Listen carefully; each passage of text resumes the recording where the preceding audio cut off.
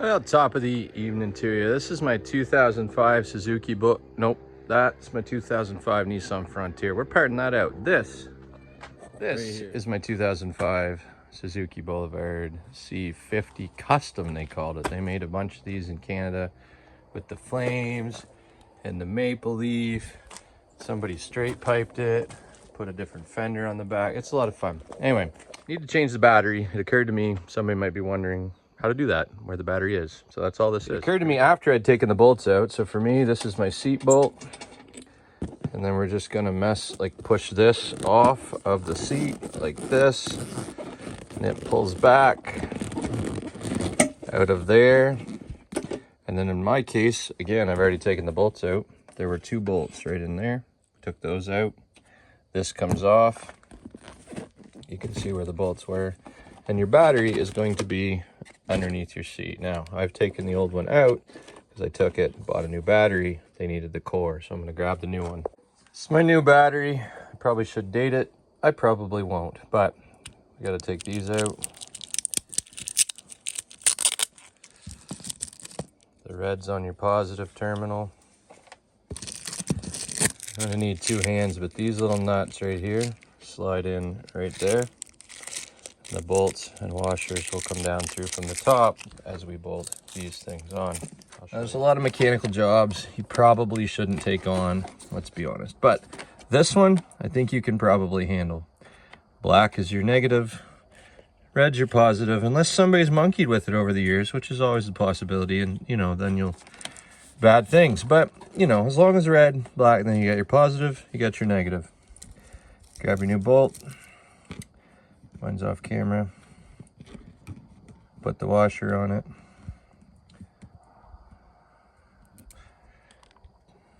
Positive terminal. Bolt down through it.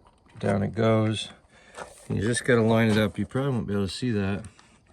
So that it will catch the nut that I just put in there.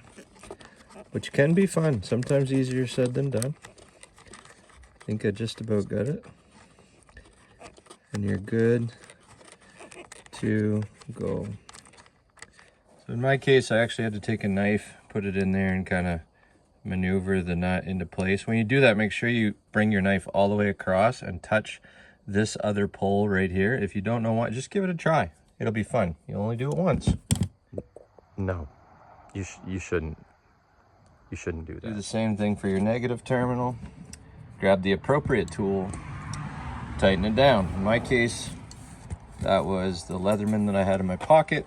In your case, it might be a ratchet with a socket or a screwdriver. You can figure it out. And then the seat just goes back on like this. This thing right here slides right in underneath there. So just down this way, slides in. 2 bolts go in there, but don't forget to put that on first. Ask me how I know. Tighten these down. These are most certainly not the stock bolts that came in this, so I have no idea what size to tell you these are, but I'm sure you can figure it out for your bike. The rear seat goes like this. That little space right there, over top of that. You're probably gonna need 2 hands to work with it. You work this up over it. So your seat bolt lines up right there. Again, this is most certainly not the stock bolt, so it's not gonna match yours. So I'm not gonna tell you the size, but grab an appropriate tool, tighten that down. And there it is. You've found and probably changed the battery. So we're gonna fire it up, see if it works. All right, let's see if it fires.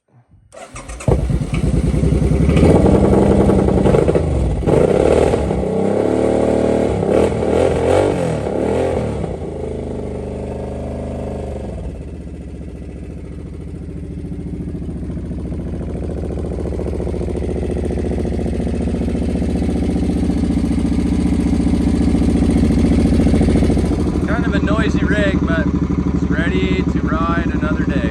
As I put my tools away, my teenage kids tell me, hey Dad, if you told people to hit that red button every now and then, eventually you might make enough money to buy a coffee from the YouTubes I'm not sure I believe him, but apparently I'm like, I don't know, not that many people from whatever the magic number is. So if that helped you or just made you laugh, I don't care. Do the thing.